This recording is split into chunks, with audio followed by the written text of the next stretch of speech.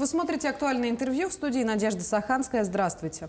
12 марта в Якутии состоялось открытие сразу 12 социальных объектов. Среди них многоквартирные жилые дома, крупные больницы, школы и спортивные комплексы. Как сообщил глава республики Айсан Николаев, в этом году в регионе планируется ввести 76 крупно социально значимых объектов. Сегодня мы поговорим об объемах инвестиционной программы на текущий год и подробнее об объектах мастер-планов. Наш гость в студии Иван Елисеев, заместитель министра экономики Республики Саха. Иван Елизарович, здравствуйте. Здравствуйте. Сколько социальных объектов построили в целом в республике за 2023 год? И по сравнению с этим годом, есть ли какая-то разница? Может быть, количество объектов увеличено?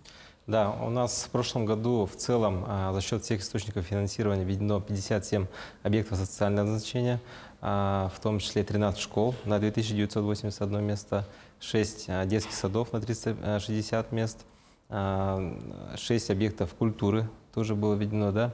20 объектов здравоохранения, в том числе врачебные амбулатории и фельдшерско-акушерские пункты, и, соответственно, 9 объектов спорта. Тут хочется отметить то, что в целом за 5 лет введено 274 социальных объекта. Это показывает, что мы очень особое влияние, то есть и, соответственно, финансовое вливание именно аккумулируем в это направление. Если говорить про 2024 год, то в целом у нас планируется ввод 76 объектов, в том числе 18 школ на 5000 мест, 5 детских садов на 650 мест, 20 объектов здравоохранения. По объектам здравоохранения хочется отметить, что мы количество не снижаем, да, ежегодно идем по 20 объектов, 17 объектов культуры и 10 объектов спорта и физкультуры. Тут я еще добавлю то, что в целом по республике в рамках инвестиционной программы, ну и вообще привлечения федеральных средств планируется вообще в целом построить порядка 750 объектов. Да? Это именно объекты только социального значения. А вот учитывая такой план работ, как расписывается, как составляется инвестиционная программа на год? Вот в частности на 2024? Инвестиционная программа уже была составлена, то есть в прошлом году, когда мы, вообще, если в целом говорить, то формируем уже начиная с лета, то есть Министерство ведомства совместно с районами, они формируют общую потребность и, соответственно, направляют уже Министерство экономики. Да, мы как орган исполнительной власти, который отвечает за формирование инвестиционной программы, готовим уже сводный документ и, соответственно, вносим его в правительство. Да. В целом, если брать трехлетку на 24-26 годы, да, вот на 3 года, общий объем составляет 102 миллиарда рублей. 102, да? По 2024 году у нас предусмотрено 58,9 миллиардов рублей, из которых 31,5 миллиардов рублей – это средства государственного бюджета и 27,5 миллиардов рублей – это средства федерального бюджета. Тут я отмечу то, что по сравнению, допустим, с инвестиционной программой 2019 года, да, вот 5 лет назад, она составляла всего лишь 24 миллиарда рублей, и средства государственного бюджета из них составляли только 12 миллиардов рублей. Да? Сейчас мы опять-таки видим рост практически в 2,5 раза по средствам государственного бюджета. Вот таким образом. Ну, цифры действительно внушительные. Скажите, а вот какие мероприятия реализуются в рамках плана социального развития? План социального развития у нас реализуется при поддержке Юрия Петровича Трутнева и Минстокразвития с 2018 года. С 2018 по 2023 год за 5 лет мы привлекли 11,3 миллиардов рублей. В целом было построено 7 объектов и 9 мероприятий уже завершено. Да? По социальным объектам здесь хочется отметить то, что был введен один из крупнейших на Дальнем Востоке объект здравоохранения. Это у нас кардиологический диспансер в городе Якутске. Да? И единственный на Дальнем Востоке креативный кластер «Квартал труда». По прошлому году в рамках единой субсидии было привлечено 2,97 миллиардов рублей. И, соответственно, реализовано было благоустроено 61 дворовая территория и, соответственно, построено 3 модульных спортзала для школ. Это вот в городе Якутске 2 объекта, да, и 1 объект в городе Алдане. Вот. В целом по 2024 году у нас опять-таки сумма увеличена, она составляет 3,5 миллиардов рублей. И, соответственно, она идет на реализацию 24 объектов и мероприятий. Да. Здесь хочется отметить то, что опять-таки в текущем году будет построено 3 модульных спортзала для школ, объекты образования в городе Якутске, это вот школа номер 1 на 253 учащихся и Центр глобального образования. Он будет введен в следующем году. Плюс ко всему не оставляйте без внимания мастер-планы. Да, ну, данный механизм, опять-таки, тоже направлен на реализацию мастер-планов. Да? По единой субсидии еще в текущем году мы ожидаем вот одного из крупных объектов образования. Это вот круглогодичный детский лагерь «Полярная звезда», который будет в смену, как говорится, вмещать 350 детей. В целом по году мощность будет составлять как 5050 детей пройдут как в данном детском лагере отдых. А вот если говорить о мастер-планах городских агломераций Якутска и Нерюнгри, туда какие объекты вошли? Как сейчас ведется по ним работа? В целом, да, все мы знаем то, что президентом страны был согласован и поддержан мастер-планы городских агломераций. Это вот город Якутск и город Нерюнгри. По городу Якутску планируется строительство 90 объектов. По городу Нерюнгри планируется 43 объекта.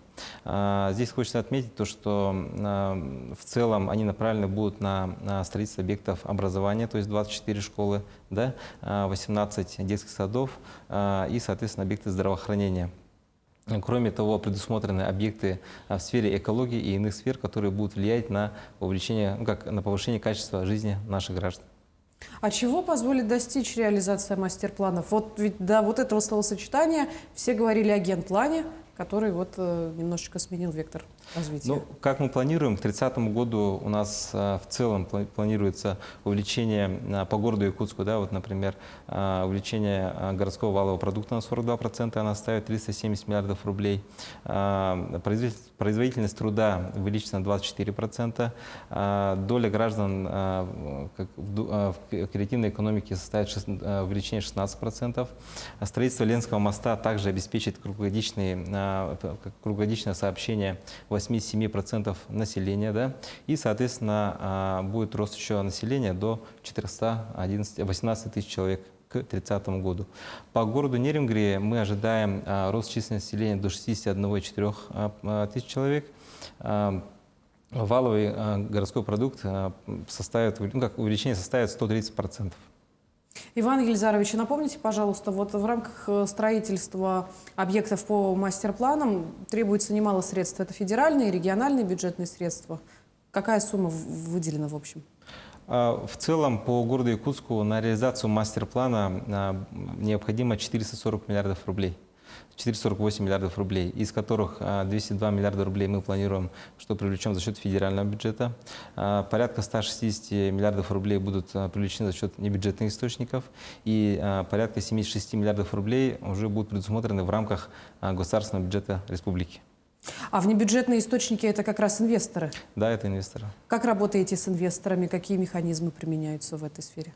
По инвесторам, получается, сейчас мы используем весь инструментарий, который у нас имеется. Да? Например, мы привлекли инфраструктурные бюджетные кредиты по городу Якутску. Это вот все мы знаем, что эта реализация идет по кварталу «Звездный». Там мы строим именно инфраструктуру. Вот. На данный момент уже переселено туда более 600 граждан. Да? Вот. Кроме того, в прошлом году был привлечен специальный казначейский кредит по кварталу спортивный. Да, в данном квартале сконцентрировано максимальное, то есть количество и вообще объем аварийного жилья. В данном случае по специальным казначейским кредитам на 1-2 миллиарда рублей будут построены спортивный зал в текущем году и детский сад. То есть казначейский кредит – это и есть инвестиция? Да, есть инвестиции, но тут получается, как смотрите, да, вот, мы получили их в прошлом году, и, соответственно, через 3 года мы должны будем возвращать это уже, с бюджета, да, соответственно. Вот. Кроме того, по внебюджетным, по механизмам, да, вот скажу то, что в рамках конституционного соглашения, да, соответственно, с Минстроем развития тоже прорабатываются вопросы реализации, например, кинопавильона в республике, да, тоже будет один из крупнейших объектов на Дальнем Востоке. Кроме того, планируется реконструкция городского парка культуры и отдыха, да, и будет, соответственно, обновлено освещение. А промышленные компании, которые крупные, например, Эльгауголь или, скажем, Колмар, могут быть инвесторами в таком деле? Ведь они же, наверное, заинтересованы в том, чтобы действительно город Нерюнгри преобразился. Действительно, это так как, ну вот, например, для примера, да, вот скажу то, что Колмар по кварталу R, так называемому, да, вот, на который мы тоже привлекали инфраструктурный бюджетный кредит, тоже вкладывает свои средства, и это тоже является как бы мерой поддержки со стороны компаний, ну, в том числе и добывающих компаний. Но сейчас вот там в квартале R как раз какие-то дела происходят, продолжается строительство. Да, там вообще в целом планировалось строительство 91 тысячи квадратных метров жилья, да. Соответственно, сейчас по плану как бы оно разделено на два этапа. На первом этапе идет 53 тысячи квадратных метров, и на втором этапе порядка 48 тысяч квадратных метров. Инфраструктурный бюджетный кредит, который привлекался, он именно предусмотрен на инфраструктуру, то есть инженерная инфраструктура, то есть подводящая, да, вот, часть, и, соответственно, дороги. Потребуется для реализации мастер-планов еще раз свыше 448 миллиардов рублей. Да. Сколько на сегодня уже привлечено средств? Ну, скажем так, условно привлечено пока что 55,9 миллиардов рублей. Да, вот это вот те механизмы, которые я уже озвучил. Это вот единая субсидия, как по плану социального развития, порядка 13 миллиардов рублей, из которых 4,1 миллиарда рублей идет именно на реализацию новых объектов. Да, соответственно, инфраструктурный бюджетный кредит он составил 5,7 миллиардов рублей, средства казначейских кредитов составляют 3,3 миллиарда рублей. И, соответственно, по пятилетнему плану дорожных работ, по федеральному, да, соответственно, предусмотрено порядка 43 миллиардов рублей на строительство Ленского моста. Вот это вот те источники, которые у нас имеются в моменте, да, скажем так, в настоящее время. Но, опять-таки, скоро начнется формирование федерального бюджета на 25-27 годы. Здесь, получается, как и глава республики, и правительство республики совместно с администрациями городов и Нерюнгринского района будем работать по именно в части привлечения федеральных средств на реализацию объектов и мероприятий мастер-плана. Да, вот здесь будут ли концессии какие-то? Здесь по конституционным соглашениям, как я уже ранее говорил, идет работа с Министерством по развитию Дальнего Востока и, соответственно, с Министерством науки Российской Федерации. Да. С Миннаукой, получается, мы прорабатываем вопрос привлечения федеральных средств с 2026 года на строительство, ну, как и реализацию Межвузовского кампуса. То есть это будет тоже научный центр, который будет состоять из, ну, в который будут включены все наши университеты, и в том числе планируется тоже порядка 4 СПО. Да? Вот. Сейчас на данном этапе идет компоновка в целом проекта.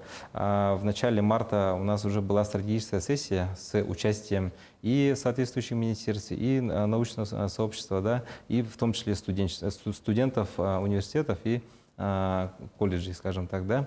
Вот. Все приняли активное участие, внесли свои предложения, да, вот, которые будут учитываться при реализации данного проекта. Это вот по Межвузовскому кампусу, да.